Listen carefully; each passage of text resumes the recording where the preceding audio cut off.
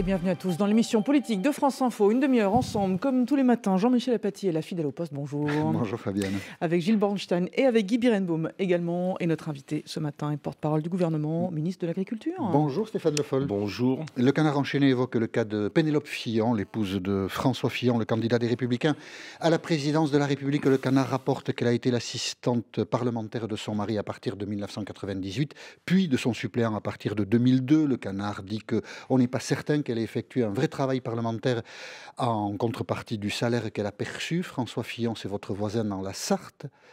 Stéphane Le Foll, est-ce que vous saviez que Pénélope Fillon... C'est quoi? C'est un Sartois. C'est un Sartois. Donc, je suis présenté, j'ai été élu dans une circonscription qui était la sienne avant qu'il ne parte à Paris. Est-ce que vous saviez que J'entends beaucoup parler de canards en ce moment, donc Pas les mêmes. Mais c'est pas les mêmes. Est-ce que vous saviez que Pénélope Fillon était l'assistante parlementaire de François Fillon? Ça je ne savais pas. Est-ce que c'est un problème? Est-ce qu'il y a matière à s'indigner ou est-ce que c'est ce que l'on appelle des boules puantes qui n'ont aucune importance? Il y a a priori rien d'illégal.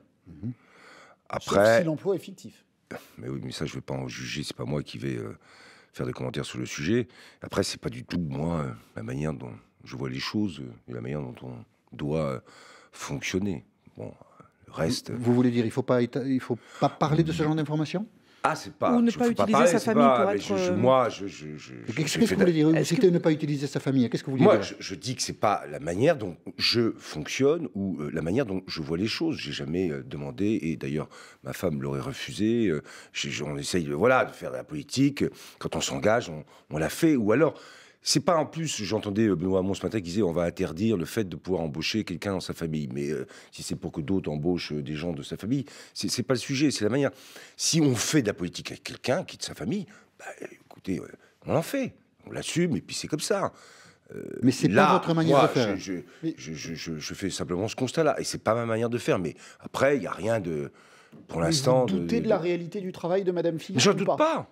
Je ne sais pas, je suis comme vous, j'apprends tout ça ce matin, je connais la Sarthe assez bien, je connais aussi et Pénélope Fillon et François Fillon. Moi, je n'ai pas d'autres commentaires à dire et à faire ce matin. Vous suggérez que ça manque d'éthique, c'est ça que vous voulez dire? C'est pas...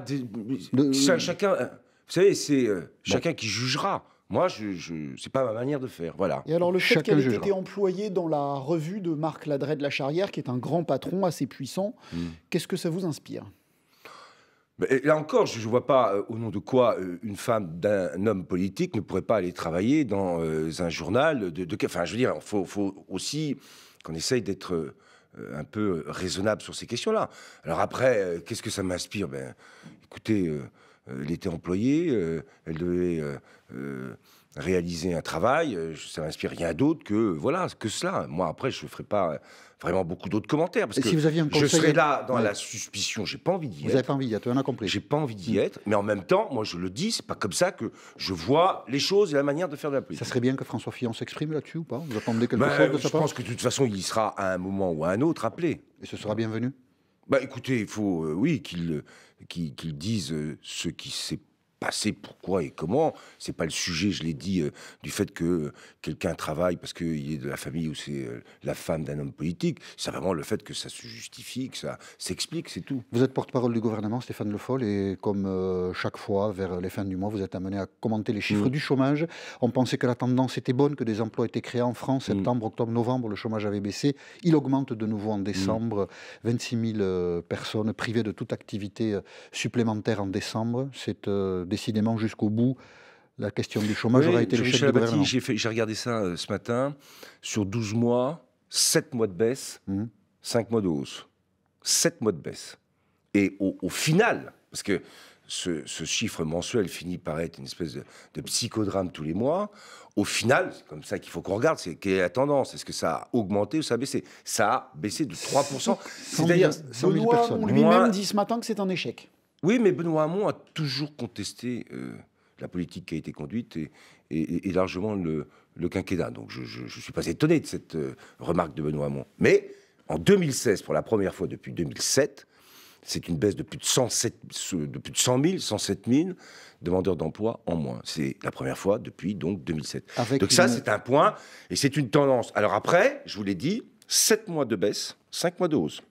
Et tous les mois, on est là en train de guetter si ça baisse aussi ça augmente. Avec une augmentation forte, très forte des personnes sans emploi en formation. Des formations dont on n'est pas certaine qu'elles soient qualifiantes. Quelquefois, on se demande si c'est ce que l'on appelle... Comment vous le justifiez, le passage des très fortes j'ai pas comment comment je justifie, ce sont les chiffres. Oui, ce sont les chiffres. C'est quoi les chiffres? C'est dommage, tiens, j'aurais dû les prendre. Je crois. Parce que c'est le passage de A à D. En D. Oui. Bon, il y a ça. Ce débat, on l'a eu à chaque fois. Oui, à chaque fois. À chaque fois. Et à chaque fois, vous l'avez nourri contre les gouvernements quand vous étiez dans l'opposition. C'est-à-dire que ce ne sont pas des créations d'emplois marchands. Est-ce que vous m'avez entendu ce sont parler beaucoup de... Pas peut-être vous spécifiquement, mais le traitement statistique du chômage, cette c'est pas un question sur le argument nouveau. Cette question sur le D, elle est très intéressante. C'est que jusqu'à ce chiffre-là, il n'y avait pas de variation en augmentation du nombre d'inscrits en catégorie D. Je signale qu'on intègre dedans des gens qui vont se former. Alors après, on peut dire, mais à quoi ça sert de se former? Ben si, il y a des formations qui débouchent sur des emplois. La preuve, c'est que la catégorie D, sur les mois qui viennent de se passer, est restée stable. Ça veut dire qu'il y a des gens qui y sont rentrés et d'autres qui sont sortis en retrouvant un emploi, puisqu'il y avait la baisse de la catégorie A. Donc il faut faire sur un mois, attention, là encore, la formation est nécessaire. Le fait qu'il y ait de la catégorie D, c'est important. Ça veut dire qu'il y a des gens qui rentrent en formation. Les autres mois, je le dis, stabilité de la catégorie D, baisse de la catégorie A, ça veut dire que ceux qui sont rentrés en formation sont sortis, ont trouvé un emploi. Stéphane Le Foll, sortons des chiffres, question plus politique. Est-ce que cette augmentation mensuelle donne raison à ceux qui disent qu'en échange du CICE, il aurait fallu demander des contreparties au patron? Et réponse rapide. C'est quoi le CICE? C'était un problème lié à la compétitivité. Les contreparties, fallait-il demander des contreparties? Attendez, mais est-ce que c'est possible? Vous me posez une question, il faut que je réponde rapidement. J'ai même pas commencé à répondre, que déjà j'ai une autre question. Donc, le CICE, c'est quoi? C'était une baisse de charges qui était calculée sur quoi? Sur la masse salariale de toutes les entreprises. 6%, on passe à 7%. Donc, on avait calculé la compétitivité sur le nombre d'emplois pour essayer justement de garder des emplois. Combien y aurait-il d'emplois de perdus s'il n'y avait pas eu le CICE? Des estimations, on n'en a pas clairement aujourd'hui. Est-ce que ça a été directement une contrepartie à la création d'emplois? On le sait, la création d'emplois dépend aussi de l'activité de manière générale. Voilà la question qui est posée. Et voilà la réponse que je vous apporte. Et on va y revenir, Stéphane Le Foll. 60 secondes pour se remettre l'actualité en tête. Victor Matet, tout de suite. Une dernière chance de convaincre un maximum d'électeurs ce soir pour Manuel Valls, à 4 jours du second tour de la primaire de la gauche. C'est le débat télé face à Benoît Hamon, l'ancien ministre arrivé en tête de 5 points au premier tour. Près de 500 000 € bruts sur 8 ans, le salaire de Pénélope Fillon à l'Assemblée, d'après le Canard enchaîné. Une fonction d'attachée parlementaire auprès de son mari, tout à fait légale, mais problème, révèle le journal. Dans les faits, elle n'aurait pas réellement occupé ce poste. Le chômage en hausse de 0,8% en décembre, mais en baisse sur l'ensemble de 2016. Une première depuis 9 ans, satisfaction du gouvernement. Mais pour confirmer la tendance, il faut maintenant de véritables politiques d'emploi, prévient sur France Info Eric Heyer, économiste à l'OFCE. Aux États-Unis, Donald Trump continue de défaire les actions de Barack Obama. Le nouveau président américain vient de relancer des projets de léoduc bloqués jusqu'ici au nom du réchauffement climatique. Les experts ont souffert, mais ils sont bien en demi-finale de leur mondial de handball, victoire contre la Suède à 33-30. Le PSG, lui, est qualifié pour la finale de la Coupe de la Ligue de football en éliminant Bordeaux 4-1. France Info. Victor Maté, merci. Et à tout de suite, c'est toujours Stéphane Le Foll qui est avec nous ce matin dans l'émission Politique. Question Jean-Michel Apathy. Il est resté, effectivement. Oui, je passe un matin de temps en temps. Et... Le second tour de la Belle Alliance populaire aura lieu dimanche. Oui, Vous le saviez? J'ai cru entendre parler, oui, d'un second tour. Et vous savez pour qui vous allez voter, Stéphane Le Foll? Mais moi, j'étais venu, je crois, en fin d'année, ici, en mois de décembre. Et vous étiez déjà là, d'ailleurs. Vous êtes là tous les matins. Avec la même question, moi, je vous passe voulez de temps en temps. Et il y avait déjà eu la même question. Et je vous avais dit à l'époque qu'il y avait des choix qui correspondaient à ce qu'a été mon engagement politique, au fond. Le fait que je sois resté aussi bientôt 5 ans... dans ce gouvernement, de Jean-Marc Ayrault d'abord, de Manuel Valls ensuite, de Bernard Cazeneuve, aujourd'hui, je ne suis pas allé à Frangy. Je n'ai pas quitté le gouvernement à l'époque. Pas été à Frangy, c'est-à-dire chez Arnaud Montebourg. Quand Arnaud Montebourg invite d'ailleurs Benoît Hamon et il prend la porte. Là, vous nous faites l'histoire politique du quinquennat, d'accord. Mais oui, c'est simplement pour dire, j'avais dit, je ne voterai pas au premier tour, ni pour Benoît Hamon, ni pour Arnaud Montebourg. Donc, vous pensez bien que je ne vais pas changer d'avis. Donc, vous ne voterez pas.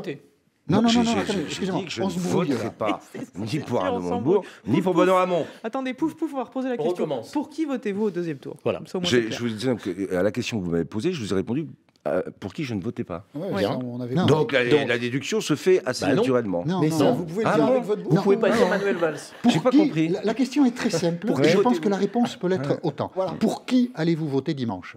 Pour les idées que j'ai toujours défendues.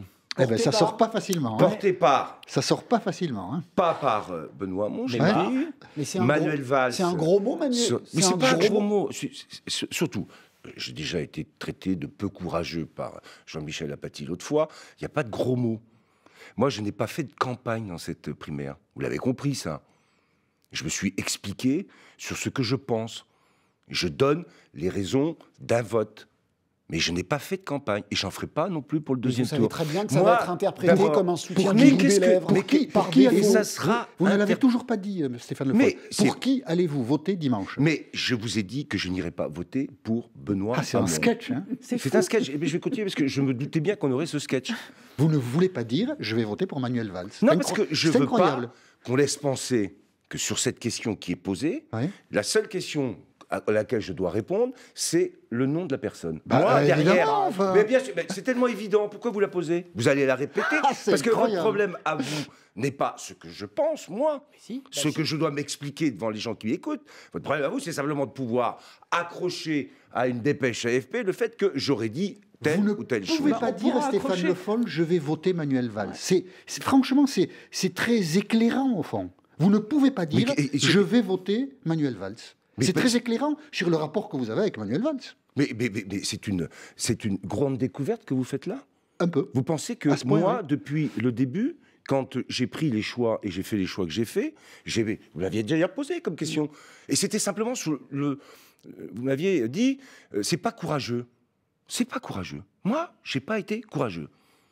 Et je vais l'être encore. J'ai pas été responsable. J'ai pas été loyal. J'ai pas été correct. Toujours. Donc je le serai. Et j'ai aussi à faire valoir ce que je pense au fond de moi-même, politiquement. Et je le dis, Manuel Valls a été Premier ministre. Il a mené une politique pendant 2 ans et demi comme Premier ministre. J'ai été un membre du gouvernement de Manuel Valls. Et je sais très bien que Benoît Hamon a fait d'autres choix sur la question du quinquennat, a fait des propositions qui sont dans le débat que je ne partage pas. Mais vraiment pas. Donc moi, je suis en responsabilité, mais j'ai parfaitement aussi, par l'attitude qui a été la mienne, fait comprendre que je n'étais pas engagé dans cette primaire, comme d'autres. Parce que, je l'ai dit d'ailleurs, je prends aussi un peu de recul et un peu de liberté. Et je voudrais dire aux 2 protagonistes de ce soir que l'enjeu, et je l'avais rajouté, du rassemblement va être très important. Et que s'il y a un débat, et il y a des différences, et je vous ai expliqué ce qui faisait que moi, il y avait un projet que je ne pouvais pas soutenir, il faut aussi que tout le monde reste avec l'état d'esprit qui aura besoin de se rassembler. Alors justement, je vous propose... Il faut qu'on soit... On clôt cette séance en notant que vous ne dites pas que vous voterez Manuel Valls. Justement, je vous propose qu'on garde un peu le climat de la campagne, qui n'est pas terrible. On va commencer par Malek Bouti. C'était au micro de Julie-Marie Lecomte de France Info. Je ne l'ai pas traité, j'ai dit qu'il était en lien avec les islamo-gauchistes. Oui, c'est vrai. Il caresse dans le sens du poil. Et c'est pas parce qu'on est l'élu de Trappes qu'on doit suivre les trappistes. Évidemment, il parlait de Benoît Hamon. Réponse de Manuel Valls ce matin aux 4 vérités sur France 2. Réponse de Benoît Hamon. De Benoît Hamon. Benoît Hamon se défend du procès que lui fait Malek Bouti. Merci Jean-Michel. C'est gentil. Vous voyez le poison là, ambigu sur le communautarisme, c'est fondé sur rien. Absolument rien. Sur certaines de vos déclarations. Non, absolument rien de mes actes, de mes déclarations. L'élu de Trappes est forcément ambigu avec le communautarisme. Donc on distille un poison. Ce soir, ça va être du brutal. Justement, il faudrait éviter que ça soit du brutal. Hein, parce que demain, tout ça nécessitera, je l'ai dit quand même, qu'on ne perde pas de vue qu'il y a une élection présidentielle en 2017. Qu'il y a une droite, avec François Fillon, qui a un projet qui peut coûter très cher à beaucoup de Français. Très cher au sens où suppression de fonctionnaires, retraite à 65-67 ans, passage de 35 à 39 heures, payé 37. Enfin, il y a des choses quand même qui sont lourdes de conséquences. Donc tout le monde doit bien avoir ça en tête d'abord. On n'est pas simplement dans un débat aujourd'hui Vous trouvez que Manuel Valls fait une campagne trop agressive vis-à-vis de Benoît Hamon? Non, mais je trouve que... On va nommer les choses quand même, parce que là, on tourne un peu autour du pot. Oui, je pense qu'il faut qu'on évite de faire des... on a un débat de fond, et je partage sur le constat ce que dit Manuel Valls sur le fond. Je l'ai dit. Et là-dessus, je ne vais pas revenir. Mais la manière? Après, il y a, sur des grandes questions liées à la République et à la laïcité, des affirmations qui sont à faire, des choix qui ont été faits, d'ailleurs qui se sont exprimés à plusieurs reprises. Bon, ensuite, chacun défend sa position. Non, mais vous trouvez que le ton de Manuel Valls est trop agressif? C'est pas le ton de Manuel Valls, d'ailleurs. Il est trop agressif? Vous parlez de Malek Bouti, là, c'est ça? Ce que j'ai entendu, là, c'était pas de Manuel Valls. C'est Malek Bouti. C'est Malek Bouti, que j'ai déjà entendu à plusieurs reprises dire des choses... et sur d'autres d'ailleurs, et en particulier sur le président de la République, qui n'était pas non plus ce qu'on aurait pu entendre de députés socialistes. À propos je trouve que là, il y a des moments où il faut rappeler un peu, certains a un peu de raison. À propos de la primaire, Stéphane Le Foll, j'ai deux questions simples, qui appellent deux réponses simples, je pense. Pour qui avez-vous voté au premier tour?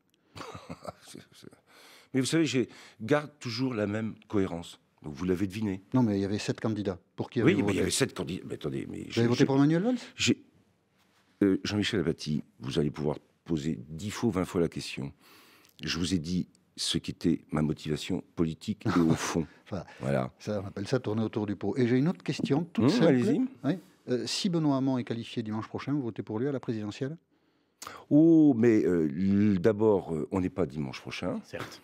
Et puis deuxièmement, on verra la présidentielle et les grands enjeux qu'il y a. Mais moi, je n'ai pas... Benoît Hamon devra aussi, et c'est tout le débat qu'il y a ce soir, montrer qu'il est capable de rassembler. Il faut rassembler. Ma question... C'est pas un vote automatique. Voilà. Mais c'est un vote, c'est une primaire. Je participe à cette primaire. C'est comme les antibiotiques. Je l'ai dit. C'est pas automatique. C'est comme les antibiotiques, c'est pas automatique. Oui, c'est pas tout à fait la même question qui est posée. C'est une question politique. Et Jean-Michel Apathy, ça peut faire rire. Moi, je garde l'objectif, je vous le dis, du deuxième tour de l'élection présidentielle. Jusqu'au bout. Et je veux pas laisser penser que c'est pas l'objectif qu'on doit poursuivre. Moi, je le poursuivrai jusqu'au bout. Et on poursuit. J'espère que je me suis bien fait comprendre. Et on poursuit cette émission jusqu'au bout. Ce sera juste avant 9h, il est 8h50. Victor Maté, c'est à vous. Avec ce matin le camp Fillon au secours du candidat de la droite à la présidentielle. Florence Portelli et Benoît Apparu, porte-parole de François Fillon, assurent sur France Info que Pénélope Fillon a bien exercé un poste d'attaché parlementaire auprès de son mari. Le Canard enchaîné révèle ce matin qu'elle aurait perçu 500 000 € bruts en 8 ans sans avoir réellement travaillé. Travail, sécurité, environnement, voilà les grands thèmes ce soir entre Manuel Valls et Benoît Hamon. Le débat télé avant le second tour de la primaire de la gauche dimanche. Le nombre de demandeurs d'emploi en hausse de 0,8% en décembre, mais sur l'ensemble de 2016, la tendance est à la baisse. Le chômage qui recule sur toute une année, c'est une première depuis 2007. Attention à la neige et au verglas, notamment dans les Bouches-du-Rhône et le Vaucluse. Les deux départements sont placés en vigilance orange par Météo France. La pollution aux particules fines continue malgré un léger mieux à Paris. Les restrictions de circulation continuent, elles aussi dans la capitale, tout comme à Lyon, à Villeurbanne ou encore à Grenoble. Le PSG toujours en lice pour une 4e coupe de la Ligue de football d'affilée. Qualification hier soir pour la finale en éliminant Bordeaux 4-1. France Info. Et Stéphane Le Foll avec nous jusqu'à 9h sur France Info. Jean-Michel Apathy, question. Le Parti Socialiste n'a pas réussi son examen d'expert comptable dimanche. À propos des chiffres, on ne peut pas dire que c'était très clair. Regardez ce montage. Nous serons entre 1,5 million et 2 millions de votants, sans doute plus proches de 2 millions. Plus d'1,5 million, et que nous n'y avons pas de bug et que les choses se sont bien passées. Il y en a 1,7 million. Ce matin à 10h, 1 601 138 votants. 1,5 million, 1,6 million, 1,7 million. On est certain de rien. J'ajoute que le 23 janvier à 19h, la haute autorité, avant-hier, a dit la chose suivante dans un communiqué qui est toujours en ligne au moment où je vous parle. Je suis sur le site là en direct. L'intégralité des chiffres par bureau, département, circonscription sera mise en ligne dans les 24 heures et accessible à tous. Force est de constater que bien plus que 24 heures plus tard, il n'y a rien. Vous avez les chiffres, vous ? J'ai pas les chiffres.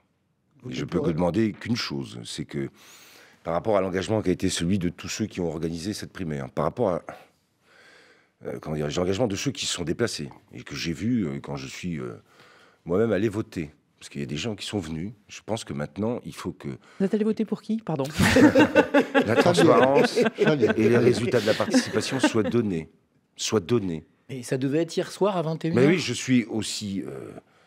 je ne suis pas là non plus engagé dans l'organisation. Ça m'est arrivé, fut un temps, d'avoir donné des chiffres. Je me souviens, par exemple, des chiffres de 2006, dans la primaire qui avait eu lieu à l'époque, et à d'autres occasions de congrès. Voilà, je suis obligé de faire ce constat, et il faut maintenant que les choses soient claires. Mais amateurisme ou tripatouillage, alors, je ne vais pas rentrer dans ces débats et donner des qualificatifs. Ce que je peux dire, c'est que tout ça traîne et que ça ne donne pas... plutôt, alors à l'envers, l'idée d'un grand professionnalisme. On a même entendu M. Borgel, le président du comité d'organisation, mettre en cause sur plusieurs antennes, dont la nôtre, un permanent du Parti socialiste. C'est pas super classe. Non, c'est pas... Non, ça, je ne peux pas dire que ce soit super classe. On ne renvoie pas sur un permanent. Non. Qui a failli? Qui a failli? Mais alors là, vous me posez cette question ce matin, je comprends, et je vais encore donner l'impression de ne pas y répondre, mais comment voulez-vous que je vous dise qui a failli? Je peux pas... moi, j'ai fait le constat. J'étais devant ma télé dimanche soir. J'ai parfaitement regardé les premiers éléments. Et je me souviens très bien de la déclaration de la haute autorité sur 1,5 million, 2 millions. Puis après, j'ai regardé aussi la soirée. J'ai bien vu qu'il y avait un chiffre de participation qui était autour de 943 000. Bon. Et puis, on en est... J'espère là, maintenant, parce que c'est mercredi normalement, que tout doit être terminé. Mercredi, tout doit être terminé. Donc, on espère que nous aurons les chiffres aujourd'hui. Ségolène Royal, pour en terminer avec la primaire, était l'invitée de RMC. Et elle dit, je vais essayer de retrouver sa citation précise pour elle votera pour l'élection. Elle dit, je soutiendrai le rassemblement et ça peut être Macron. Fermez les guillemets. Voilà, Ségolène Royal, ce matin. Que dit son collègue? Est-ce que vous partagez son point de vue? Est-ce que ça peut être... Le rassemblement peut passer par Emmanuel Macron? Le collègue du gouvernement est au gouvernement. Il a parlé comme porte-parole pendant longtemps. Il a dit ce qu'il avait à dire aujourd'hui sur une primaire. Et je signale que vous parlez de vous à la troisième personne. Voilà. Ouais. Et que là, je suis ce matin invité, d'abord pour savoir ce que j'allais faire sur la primaire. Je ne vais pas non plus commenter ce qu'a dit Ségolène, qui a déjà exprimé largement ses sentiments, parce que sur cette question, elle l'avait déjà fait. Emmanuel Macron? Pourriez voter Emmanuel Macron? Mais Emmanuel Macron est dans le débat présidentiel. Ah bon? Je le confirme, oui. D'accord. Peut-être une question... Oui, un élément d'actualité sur Vivart, l'entreprise qui est en... Vivarté, très bien. Qui est en difficulté. Je vous propose d'écouter son PDG, Patrick Puy. C'était ce matin au micro d'RTL. Il fait le décompte des emplois qui vont être supprimés. On parle... beaucoup de chiffres ont été donnés à tort.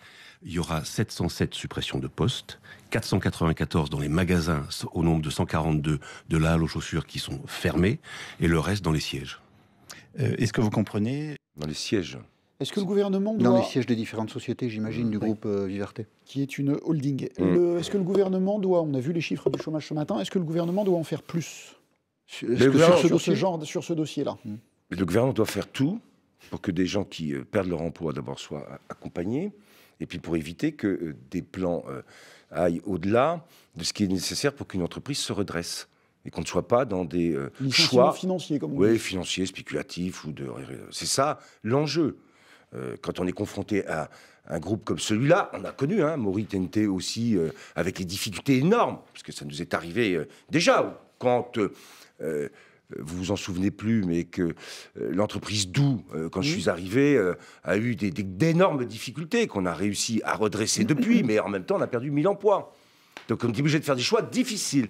Mais on doit le faire avec l'objectif de maintenir le maximum d'emplois et d'aider et d'accompagner tout de suite ceux qui, pour une formation et retrouver un emploi, ceux qui peuvent le perdre. Ça vaut aussi pour Amiens, Liverpool, où il doit y avoir un engagement de l'État. Et il y a un engagement de l'État aux côtés des salariés et de ces régions, de ces villes qui sont en difficulté. Une dernière question, et c'est pour la route, Stéphane Le Foll. On entend certains qui veulent proposer Jacques Chirac en prix Nobel de la paix. Qu'est-ce que vous en dites? On entend certains, c'est... Jean-Pierre Raffarin, par exemple. Jean-Pierre Raffarin ce matin. Et ça serait sur la partie Irak, parce qu'il y a une raison sur le prix Nobel de la paix. Oui, sans doute. Oui. C'est pour sa défense du multilatéralisme dans la politique étrangère quand il était président de la République. Oui. Non, mais écoutez, vous me posez une question pour savoir si je vais aller dans le sens de Jean-Pierre Raffarin, pour savoir s'il faut donner le prix Nobel de la paix à Jacques Chirac. J'ai essayé de comprendre le sens de la proposition. Elle est sur le multilatéralisme. Bon. C'est vrai que les prix Nobel de la paix, je vois par exemple ce qui s'est passé avec le président colombien sur les FARC, une tentative d'arrêter une guerre. Ou sur Barack Obama, si vous voulez aller par là. Ou Barack Obama, qui dès le début a eu son prix Nobel. Non, je considère que c'est pas illogique. Maintenant, vous me dites comme ça. C'est pas logique non plus. Mais ça a une justification, elle n'est pas non plus si évidente que ça. Voilà. Et c'est pas faire offense au travail qui a été celui de Jacques Chirac. On attendra si à la fin de cette année, nous avons le temps. Merci Stéphane Le Foll. Merci de m'avoir invité. Pour la précision de vos réponses concernant votre vote à la primaire de la Belle Alliance Populaire. Qui votera pour l'homme dont on ne peut pas prononcer le mot. Il ne faut pas. Merci beaucoup, à demain.